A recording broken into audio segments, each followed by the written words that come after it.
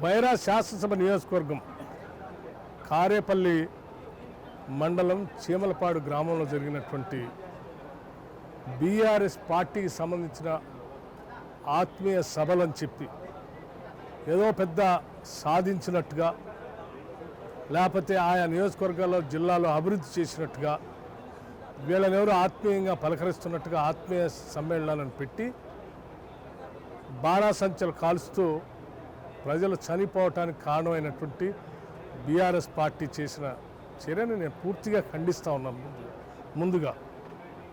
అలాగే ఈ బాణాసంచలో జరిగినటువంటి ప్రమాదం వల్ల చనిపోయినటువంటి కుటుంబాలకు నా ప్రగాఢమైనటువంటి సానుభూతిని తెలియజెప్పడం కాకుండా ఇంకా గాయాల పాలై ఇబ్బంది పడుతున్నటువంటి వాళ్ళందరికీ కూడా మెరుగైన వైద్యాన్ని అందించే విధంగా రాష్ట్ర ప్రభుత్వం చర్యలు చేపట్టాలి. దీనికి బాధ్యులైనటువంటి వాళ్ళపైన కఠినమైన చర్యలు తీసుకోవాలి.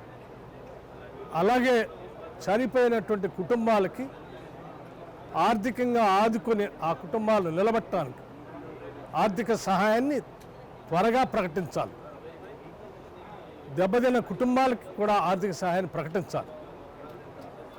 ఇటువంటి కార్యకలాపాలు ఆత్మీయ సమ్మేళనం చేసుకుంటూ బాణాసంచాలు కాల్స్తూ మీరేదో గొప్ప విజయాలు సాధించినట్టు ఏమీ చేయకుండా ఏదో చేశామని ప్రజలను మభ్యపెట్టడం కోసం ఇటువంటి బాణాసంచాలు లాంటి కార్యక్రమాలు చేపడుతున్న బీఆర్ఎస్ ఆగడాలని నేను తీవ్రంగా ఖండిస్తూ ఉన్నాను.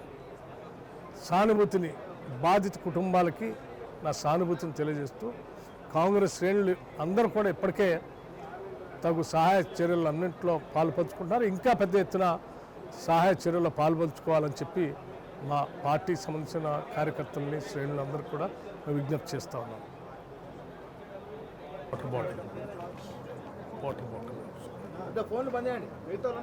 అమ్మా స్నేహితులారా, అందరికీ నమస్కారం. ఈ పత్రికా సమావేశంలో పెద్దలు AICC incharge secretary Telangana Shri Manikrao Thakre గారు, అలాగే ఏఐసిసి కార్యదర్శులు ఈ ప్రాంత ఇన్ఛార్జీలుగా ఉన్నటువంటి శ్రీ రోహిత్ చౌదరి గారు, మరో ఏఐసిసి కార్యదర్శి పెద్దలు సంపత్ కుమార్ గారు, రాష్ట్ర కాంగ్రెస్ కమిటీ కార్యనిర్వాహక అధ్యక్షులు మిత్రులు మహేష్ కుమార్ గౌడ్ గారు, అట్లాగే మాజీ శాసన మండలి సభ్యులు గత నెల 16వ తారీఖు నుంచి మొదలైనటువంటి ఈ హాత్ సే హాత్ జోడో పాదయాత్రకి పీపుల్స్ మార్చ్ దగ్గరుండి కార్యక్రమాలన్నింటినీ విజయవంతం చేస్తూ సమన్వయం చేస్తూ వచ్చినటువంటి పెద్దలు ప్రేమ్ సాగర్ రావు గారు, జిల్లా కాంగ్రెస్ కమిటీ అధ్యక్షురాలు శ్రీమతి సురేఖ గారు, రాష్ట్ర క్యాంపెయిన్ కమిటీ కన్వీనర్, అలాగే రేపు జరిగేటువంటి జై భారత్ సత్యాగ్రహ సభకి కంట్రోల్ రూమ్ హెడ్గా ఉన్నటువంటి అజ్మతుల్లా గారు, డాక్టర్ సంజీవ్ రెడ్డి గారు, ఇందిరా గారు, ఇంకా ఇతర పెద్దలందరితో కలిసి ఈరోజు మీతో మాట్లాడుతూ ఉన్నాం. ఈ మాట్లాడేటువంటి సందర్భంగా రేపు ఒక గొప్ప చారిత్రాత్మకమైనటువంటి దినం భారతదేశానికి సంబంధించినంతవరకు, అలాగే ఈవెన్ ప్రపంచానికి కూడా సంబంధించినంతవరకు. డాక్టర్ బాబాసాహెబ్ అంబేద్కర్ గారు పుట్టినటువంటి రోజు ఏప్రిల్ 14th. ఈ April 14th doctor Babasaheb Ambedkar గారు పుట్టినటువంటి రోజును పురస్కరించుకొని ఈ దేశ ప్రజాస్వామ్యాన్ని, ఈ దేశ రాజ్యాంగాన్ని కాపాడటానికి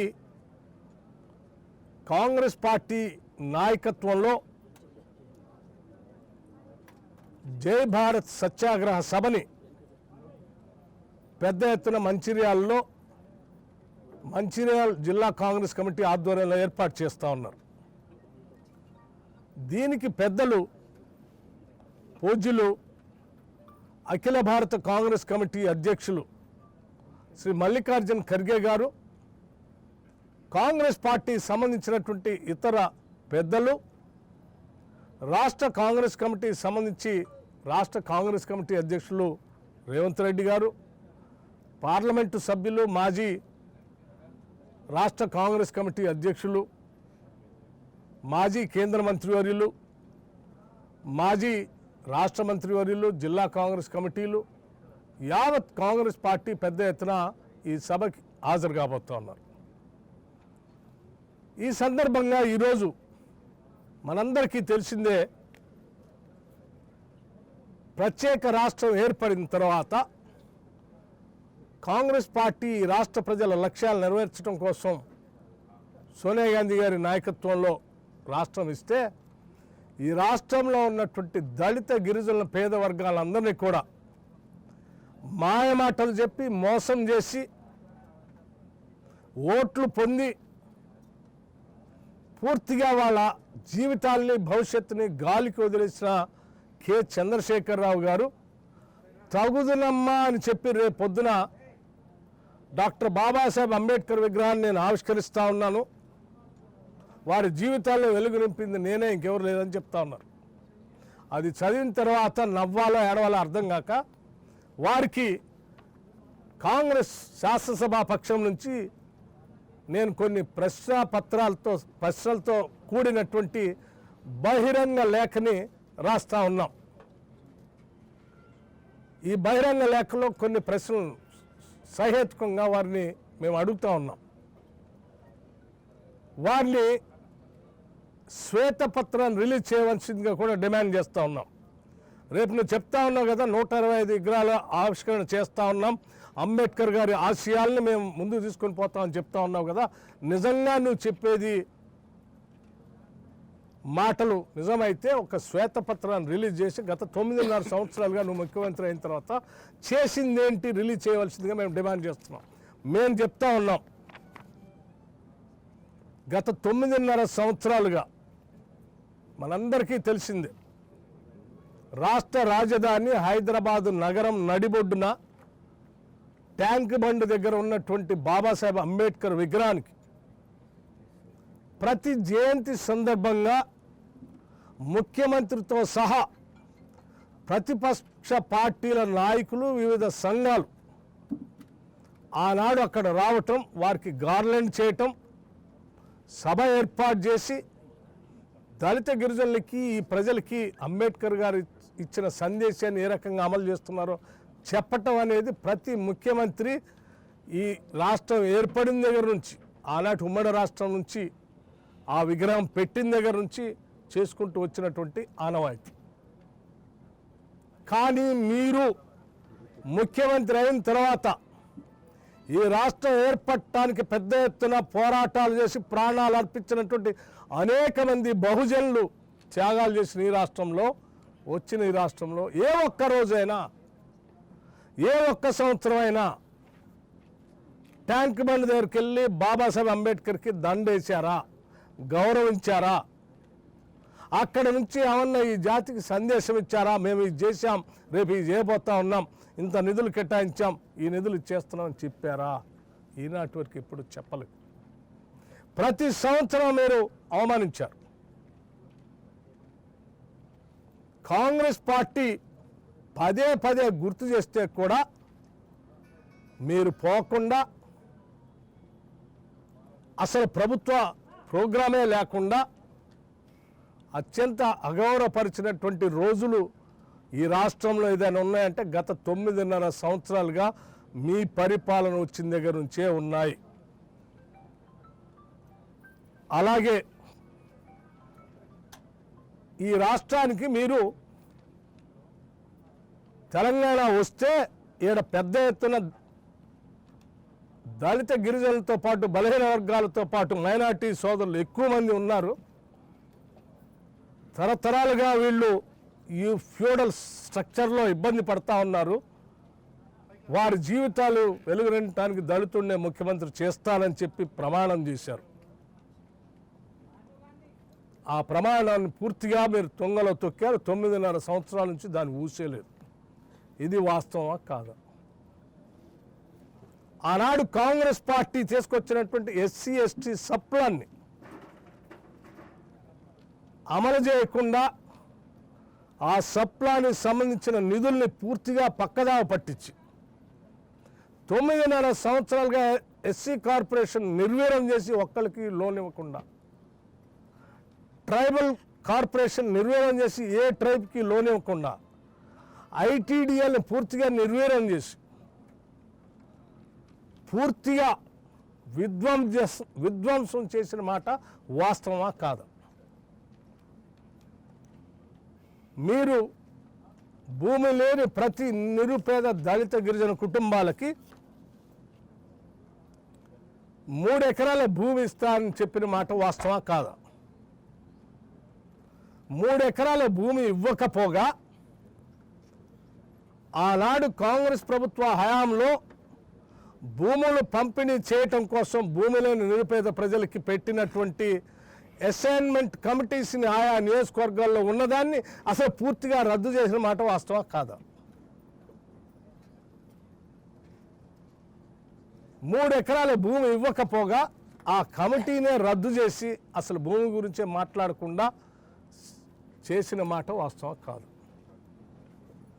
దానితో పాటు మీరు ఇవ్వకపోగా గత ప్రభుత్వాలు ఇచ్చినటువంటి అసైన్ చేసిన భూముల్ని, మాన్యాల్ని, పేదలకి అనాదిగా ఇచ్చినటువంటి భూములన్నింటినీ మీరు తిరిగి లాక్కుంటున్న మాట వాస్తవమా కాదా? వాటికి ఉదాహరణతో సహా ఈరోజు నేను మొన్న నడుచుకుంటూ వస్తూ ఉంటే చివరికి మీరు ఏ స్థాయికి వెళ్ళారంటే వెట్టి చాకిరి నిర్మూలన కోసం భీమవరం మండలంలో ఇదే చెన్నూరు నియోజకవర్గంలో మంచిర్యాల జిల్లాలో వెట్టి చాకిరి నిర్మూలన కోసం ఆనాటి ప్రభుత్వాలు వారికి భూములిచ్చి, ఇళ్ళిచ్చి, ఎడ్లిచ్చి, బళ్ళిచ్చి భూమి సాగు చేసుకోవడానికి ఇస్తే, కొన్ని ప్రాంతాల్లో అసైన్మెంట్ ల్యాండ్స్ ఇస్తే ఆ అసైన్మెంట్ ల్యాండ్స్ని వెట్టి చాకిరి నిర్మూలనకి ఇచ్చిన భూములను కూడా మీరు ఈరోజు వెనక్కి లాక్కొని ధరణిలో ఎక్కించకుండా వాళ్ళకి భూములు లేవని చెప్పి వెనక్కి తీసుకుంటున్నటువంటి హీనమైన పరిస్థితి ఈరోజు రాష్ట్రంలో ఉందా లేదా? చివరికి హైదరాబాద్ చుట్టూ అలాంటి కాంగ్రెస్ ప్రభుత్వాల హయాంలో ఇచ్చినటువంటి వేలాది ఎకరాలు దళిత గిరిజనులకు ఇచ్చిన భూముల్ని ఇవాళ వాళ్ళకి చెందకుండా మీరు బలవంతంగా వెనక్కి లాక్కొని అనేక ప్రభుత్వ రంగ సంస్థలు కూడా ఇవ్వకుండా ప్రైవేటు వ్యక్తులకి, నీకు సంబంధించినటువంటి ప్రైవేటు వ్యక్తులకి అప్పనంగా దారాదత్తం చేస్తూ వాళ్ళని రోడ్డును పడేసిన మాట వాస్తవమా కాదా? చివరికి ఫార్మాసిటీ పేరు చెప్పి అక్కడ ఒక్క దగ్గరే దళిత గిరిజనులకు సంబంధించి 7,000 ఎకరాలు లాక్కున్న మాట వాస్తవమా కాదా? కేవలం హైదరాబాదే కాకుండా రాష్ట్రంలో ఉన్నటువంటి అనేక ప్రాంతాల్లో ఉన్న అసైన్మెంట్ చేసిన భూముల్ని, పేదలకు ఇల్లు కట్టుకోవడానికి దళిత గిరిజనులకు ఇచ్చినటువంటి భూములు వెనక్కి తీసుకొని మీరు ప్లాటింగ్ చేసుకొని ఆ ప్లాటింగ్ ద్వారా డబ్బులు చేసుకున్న మాట వాస్తవా కాదా? ఇంత దుర్మార్గం ఇంకెక్కడైనా ఉంటుందా? అనేక మంది ఈ రాష్ట్రంలో చీఫ్ సెక్రటరీలై, డీజీపీలై వారి హోదా ద్వారా తరతరాలుగా అణచివేయబడినటువంటి ఈ వర్గాలకి కొంత ధైర్యం ఇవ్వడానికి అవకాశం ఉన్నటువంటి పరిస్థితుల్లో ఆ అధికారులకు ఎవరికి కూడా సిఎస్ పదవిని కానీ డీజీపీ పదవిని కానీ తిరస్కరించిన మాట వాస్తవా కాదా? పెద్ద ఎత్తున జనాభా ఉన్నటువంటి దళితులకి పెద్ద ఎత్తున జనాభా ఉన్నటువంటి గిరిజనులకి మంత్రి మండలిలో సరైనటువంటి స్థానం ఇవ్వకుండా అవమానపరిచినటువంటి మాట వాస్తవా కాదా? అలాగే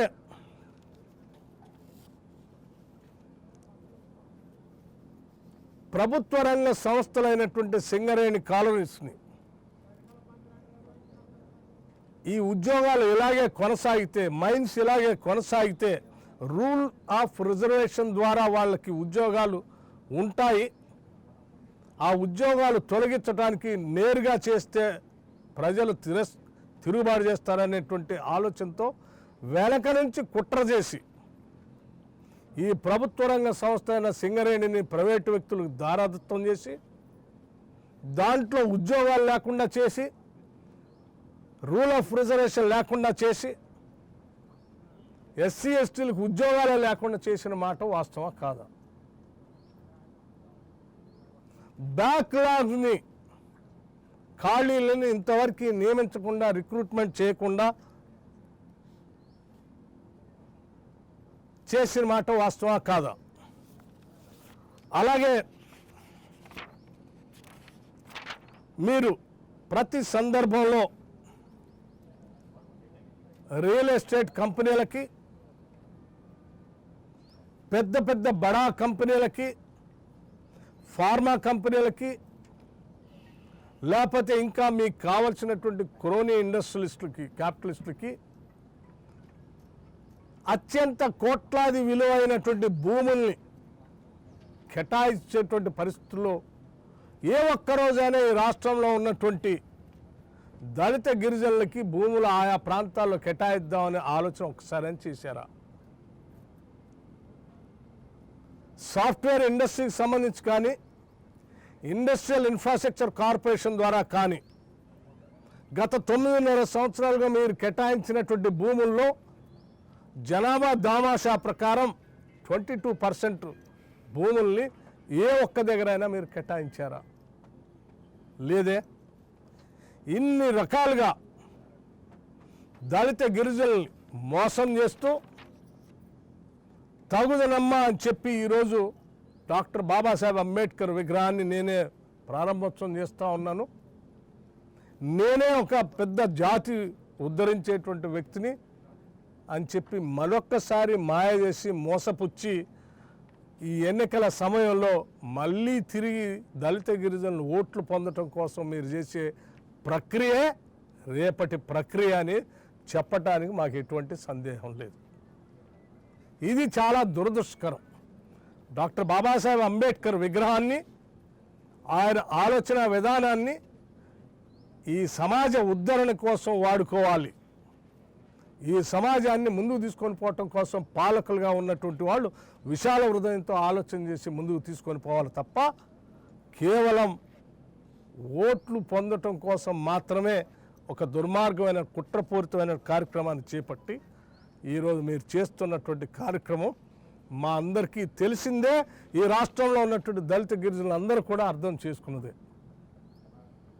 వాళ్ళు పొందే ఇందిరమ్మ ఇల్లు లేకుండా చేశావు, ఇళ్ల స్థలాలు లేకుండా చేశావు, వాళ్ళు పొందే 9 రకాల సరుకులు లేకుండా చేశావు. కేవలం ఇంత బియ్యం మాత్రం ఇస్తూ ఆనాడు కాంగ్రెస్ ప్రభుత్వంలో ఇచ్చినటువంటి 9 రకాల సరుకులు లేకుండా చేశావు, ఉద్యోగాలు లేకుండా చేశావు, ఎస్సీ కార్పొరేషన్ లేకుండా చేశావు, ట్రైబల్ కార్పొరేషన్ నిధులు లేకుండా చేశావు, ఐటీడీఎల్ లేకుండా చేశావు. అల్లాడిపోతున్నారు ఆదిలాబాద్ జిల్లాలో ఉన్నటువంటి గిరిజన సోదరులు. ఇంత దుర్మార్గమైనటువంటి పనులు చేస్తూ ఇంకా నువ్వు గొప్పతనం చెప్తున్నావు కాబట్టి ఈ సందర్భంగా చెప్తా ఉన్నాం, తప్పనిసరిగా ఈ లేఖకి మీరు శ్వేతపత్రం రిలీజ్ చేయాలని మేము ప్రధానంగా డిమాండ్ చేస్తూ ఉన్నాం.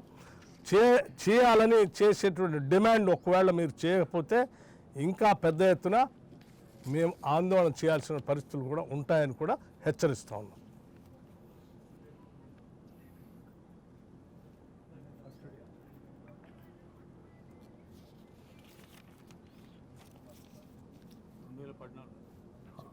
అంబేద్కర్ 2014లోనే విగ్రహం పెడతా అన్నారు.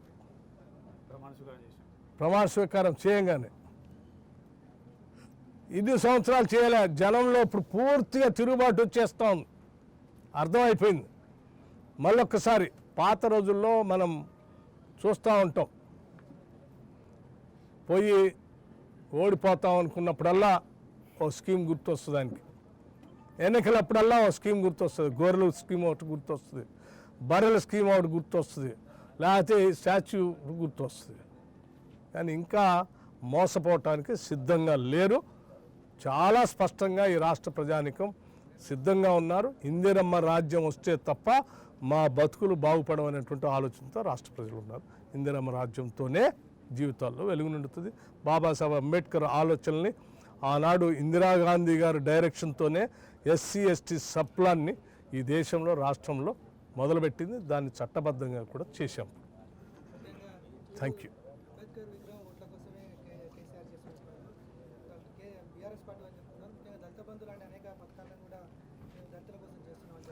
నేను ఇంకో మాట కూడా చెప్తాను. సరే, దళిత బంధు సంబంధించి 2022-23 ఈ మార్చితో అయిపోయింది కదా, సో ఇప్పుడు ఈ నెల నుంచి మళ్ళీ 23-24 స్టార్ట్ అయింది. 2022-23 సంబంధించి బడ్జెట్లో 17,500 కోట్లు కేటాయించారు దళిత బంధుకి. నేను అడుగుతా ఉన్నాను, సంవత్సరం కూడా అయిపోయింది, మార్చితో సంవత్సరం కూడా అయిపోయింది ఫైనాన్షియల్ ఇయర్. మరి ఈ 17,500 కోట్ల రూపాయలు ఒక్క రూపాయన మీరు రిలీజ్ చేసి ఒక్కరికైనా ఇచ్చారు? ఇవ్వలేదుగా, రిలీజే కాలేదుగా. ఇంతకంటే దుర్మార్గం ఏముంది? ఇయర్ కూడా అయిపోయింది.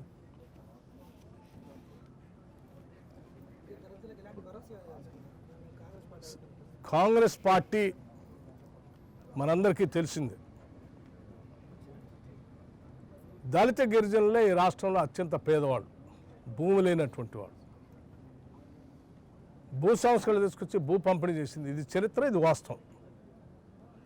20 సూత్రాల ఆర్థిక కార్యక్రమం తీసుకొని వారి జీవితాలు వెలుగునింపడం కోసం ప్రయత్నించింది. ఇది చరిత్ర, వాస్తవం. ఇందిరమ్మ జలప్రభ తీసుకొని వచ్చి ఇచ్చిన భూములకి బోర్లు వేసింది, బావి తవ్వింది, కరెంట్ ఇచ్చింది, పంట పండించుకోవడానికి కావాల్సిన రుణం కూడా ఇచ్చింది. ఇది చరిత్ర, ఇది వాస్తవం. ఆయిల్ ఇంజన్లు కూడా ఇచ్చింది. ఐటీడీఏలో నాట్ ఓన్లీ ఆయిల్ ఇంజిన్స్, బళ్ళు ఇచ్చారు, ఎడ్లు కూడా ఇచ్చారు ఆ రోజు. ఇది చరిత్ర, వాస్తవం.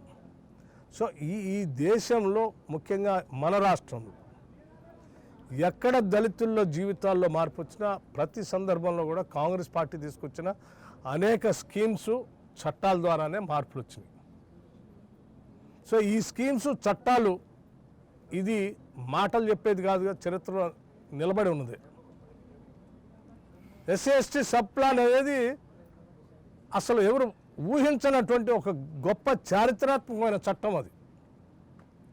కేసీఆర్ గారు నేను ఒకటే అడుగుతున్నాను, నీ దయాదాక్షిణాలు ఎవరికి అవసరంలే. ఆనాడు కాంగ్రెస్ ప్రభుత్వంలో ఎస్సీ ఎస్టీ సబ్ ప్లాన్ తీసుకొచ్చిన నిధుల్ని యాసిస్గా ఆ చట్ట ప్రకారం ఖర్చు పెడితే ఆ నిధులు చాలు వీళ్ళ జీవితాలు మారటానికి. 9.5 సంవత్సరాలుగా నువ్వు అడ్డుకట్టలాగా నిలబడి ₹1 రాకుండా చేసావు. వాళ్ళ జీవితాలన్నింటినీ అన్యాయం చేసావు. మేము వస్తే తప్పనిసరిగా ఎస్సీ ఎస్టీ సబ్ ప్లాన్ చట్టం తెచ్చిన వాళ్ళం కాబట్టి సంపూర్ణంగా అమలు చేస్తాం. అందరికీ మళ్ళీ అన్ని అంశాలు, కాంగ్రెస్ పార్టీ ఇచ్చిన హామీలన్నింటినీ నెరవేరుస్తాం. సబ్ ప్లాన్ చట్టాన్ని నిధులు యాసిస్గా అమలు చేస్తే చాలండి, ఇంకా ఎవరి దయాదాక్షిణాలు అవసరం లేదు.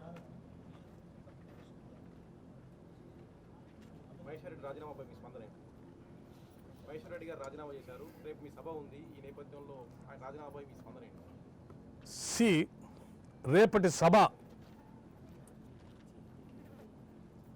అనేక మంది త్యాగదనులు వారి జీవితాలు త్యాగం చేసుకొచ్చుకున్నటువంటి స్వతంత్ర భారతదేశంలో ప్రజాస్వామ్యానికి సంబంధించి నరేంద్ర మోడీ గారు, అమిత్ షా గారు విసిరినటువంటి ఒక ఛాలెంజ్కి ఈ దేశాన్ని కాపాడుకోవటం కోసం స్వాతంత్రం తీసుకొచ్చిన కాంగ్రెస్ పార్టీగా జై భారత్ సత్యాగ్రహ సభ పెడతా ఉంది. మీరు చెప్పేటువంటి అంశాలన్నీ చాలా చాలా చిన్న చిన్న అంశాలు. దేశం అనేది చాలా పెద్ద. సో ఈ ప్రజాస్వామ్యం కాపాడుకోవటం, రాజ్యాంగాన్ని కాపాడుకోవటం, నరేంద్ర మోడీ అమిత్ షా నాయకత్వంలో భారతీయ జనతా పార్టీ నియంతృత్వ ధోరణిని ప్రోత్సహిస్తూ ఈ దేశ ప్రజాస్వామ్యాన్ని కూని చేయడం కోసం చేస్తున్న ప్రయత్నం. ఒక ప్రధాన ప్రతిపక్ష పార్టీ నాయకుడిని సభ్యత్వాన్ని రద్దు చేయటం అంటే ఇంతకంటే ఇంకా అవమానం ఏముంటుంది? డెమోక్రసీకి ఉన్నటువంటి ప్రధాన లక్షణం, main trait of the democracy is to have a recognised opposition. ఆ అపోజిషన్ను రాజ్యాంగబద్ధంగా అధికారికంగా గుర్తించబడిన అపోజిషన్ ఉంటేనే అది ప్రజాస్వామ్యం. అసలు అది లేకపోతే ప్రజాస్వామ్యం కాదు, రాజరిక వ్యవస్థలో లేకపోతే నియంతృత్వ పోకుండా. సో అది కోరుకుంటున్నాడు ఇవాళ నరేంద్ర మోడీ. సో ఈ దేశానికి, ప్రజాస్వామ్యానికి, భావస్వేచ్ఛకి చాలా ఈరోజు అత్యంత అవసరమైనటువంటి రోజు. సో ఇటువంటి ఆ సభ జరుగుతున్నప్పుడు సార్ ఇటువంటి చిన్న చిన్న అంశాలు వాటికి సంబంధించి మా మహేష్ గౌడ్ గారు ఆల్రెడీ వర్కింగ్ ప్రెసిడెంట్ గారు సమాధానం చెప్పారు. మా పార్టీ ఇంటర్నల్ అఫైర్ అది వారు చూసుకుంటారు. That's not an issue, it's a question of country now. Opposition leader అప్పుడు రామమోహన్లో ఓడిపోతే నెహ్రూ గారు ఆయన తీసుకొచ్చి అపోజిషన్ నిలబెట్టాడు. అదేవిధంగా వాజ్పేయి గారు ఓడిపోతే మళ్ళీ రాజ్యసభ చేసాడు. అపోజిషన్ ఉండాలి. సో బికాస్ అంటే ఆ కాంగ్రెస్ నాయకత్వానికి రాజ్యాంగం అంటే, ప్రజాస్వామ్యం అంటే, ఈ దేశ స్వాతంత్రం అంటే ఏంటో తెలుసు కాబట్టి, అట్లాగే భావస్వేచ్ఛ ఎంత అవసరమో తెలుసు కాబట్టి అది ఎప్పుడు కూడా అపోజిషన్ మాట్లాడనిచ్చింది. వాళ్ళు కనుక ఇదే నరేంద్ర మోడీ గారిలాగానో కేసీఆర్ గారిలాగానో ప్రవర్తించుంటే ఇవాళ అసలు వీళ్ళు ఎవరు పుట్టేవాళ్ళు కాదు దేశం. నౌ ఐ రిక్వెస్ట్ మా AICC incharge secretary Manikrao Thakre గారు టు అడ్రస్ ద మీడియా.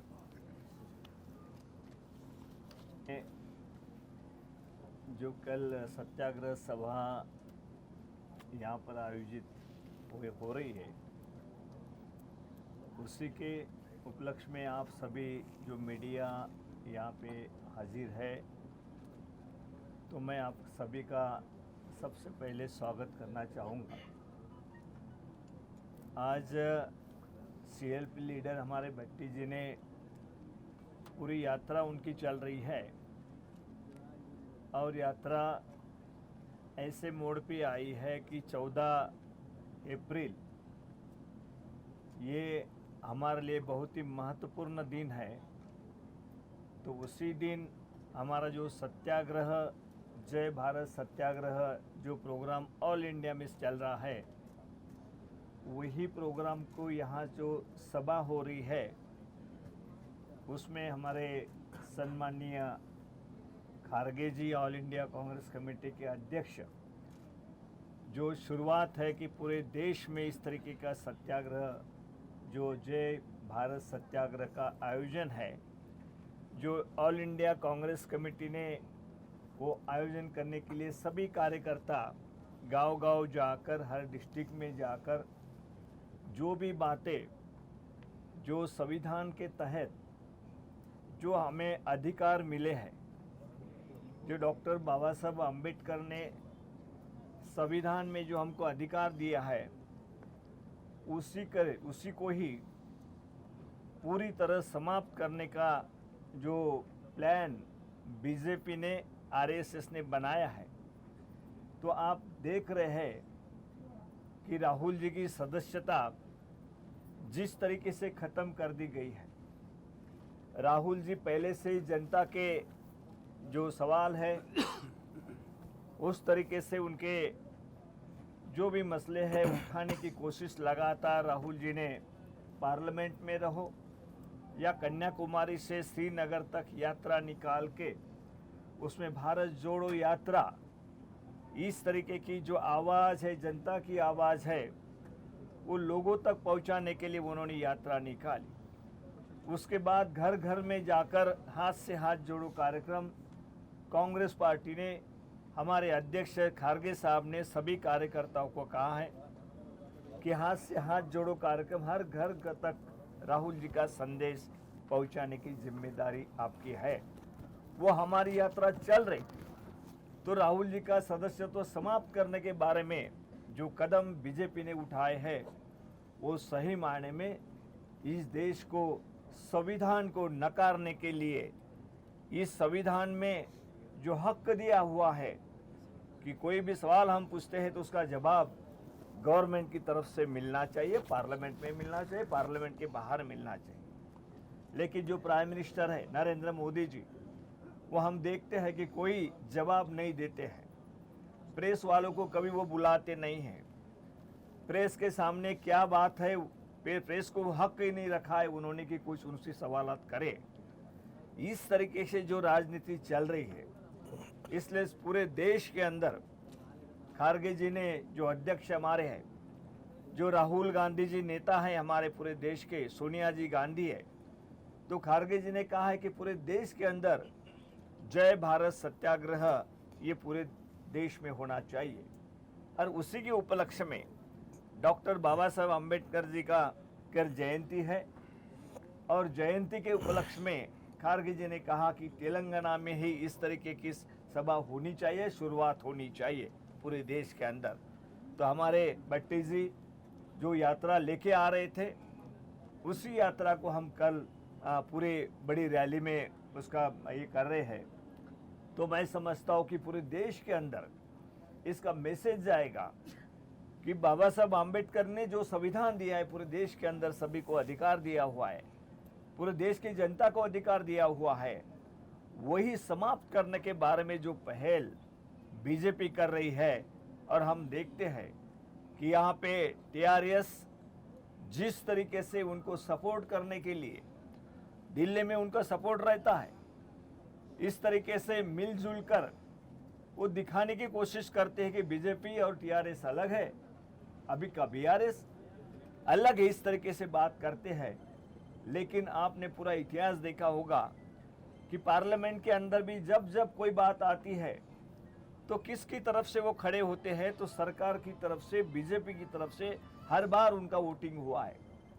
और कल भी उसी ताक में वो है कि बीजेपी को भी लगता है कि सॉफ्ट, उनके प्रति हमारा सॉफ्ट रवैया रहना चाहिए, लेकिन दिखाना ऐसा चाहिए कि बीजेपी और टीआरएस लड़ रही है।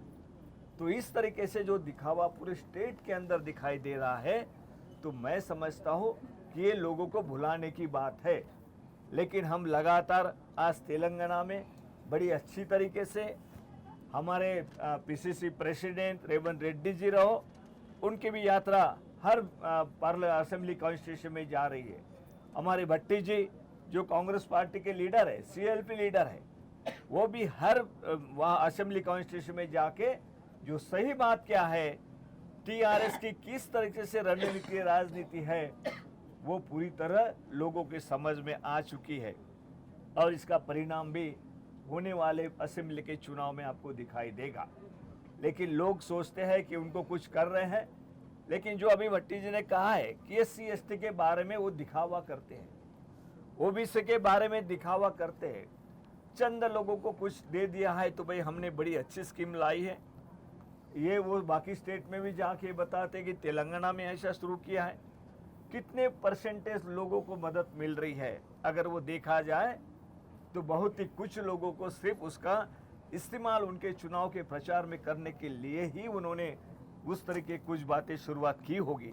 लेकिन अंदर से जो बात है, जो हम धरनी के बारे में जो उन्होंने बनाई है तो पोर्टल, उसमें आप देखते हैं गरीब लोगों की जमीन जा रही है, बड़ों लोगों के हाथ में आ रही है।